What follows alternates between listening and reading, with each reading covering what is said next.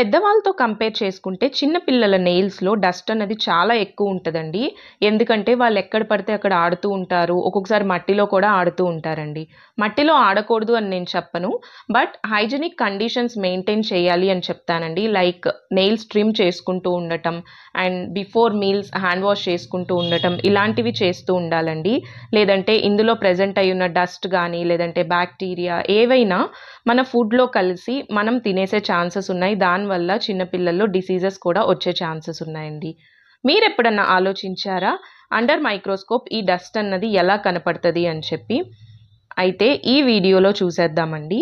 మనకి జనరల్‌గా ఈ డస్ట్‌లో డెబ్రీ, స్కిన్ సెల్స్, తర్వాత డెడ్ స్కిన్ సెల్స్ ఉంటాయి కదా! అవి, కెరాటిన్ ఇవన్నీ ప్రెజెంట్ అయ్యి ఉంటాయండి. ఇక్కడ మీరు చూసినట్లయితే అండర్ మ్యాగ్నిఫికేషన్ డస్ట్ చూడండి. మనకి ఒక పింక్ కలర్ ఒక ఫైబర్‌లా కనపడుతుంది చూసారా? అదేంటా అని ఆలోచిస్తే గనక ఇది మన ఏవైతే మనం క్లోత్స్ ఏసుకుంటామో, లేదంటే మనం జనరల్‌గా టవల్స్ యూజ్ చేస్తాము. అలాంటి క్లోత్స్‌లో ఉన్న మైక్రో ఫైబర్స్ అండి. సో, ఈ మైక్రో ఫైబర్స్ మనం కన్జ్యూమ్ చేస్తే మనకి చాలా డిసీజెస్ వచ్చే ఛాన్సెస్ కూడా ఉన్నాయి.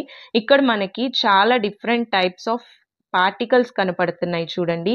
లైక్ డిఫరెంట్ సైజెస్‌లో ఉన్నాయి. కొన్నైతే షార్ప్ ఎడ్జెస్ ఉన్నాయి. అండ్ కొన్ని స్మూత్ ఎడ్జెస్. కొన్నైతే హెయిరీ టినీ పార్టికల్స్ కూడా ఉన్నాయి చూడండి. మనకి కలర్‌ఫుల్‌గా కూడా కనపడుతున్నాయి మైక్రో ఫైబర్స్ అన్నవి. అండ్ కొంతమందిలో ఈ నెయిల్ బైటింగ్ అన్నది చాలా ఎక్కువ ఉంటదండి. టెన్షన్‌లో అలా కొరికేస్తూ ఉంటారు. సో, అలాంటి వాళ్ళు ఒకసారి ఆలోచించండి. అండ్ మీలో చిన్న పిల్లలు ఎవరన్నా ఉంటే ఈ వీడియో తప్పకుండా చూపించండి. సో దట్ ఒక అవేర్‌నెస్ వస్తది కాబట్టి. Thank you for watching.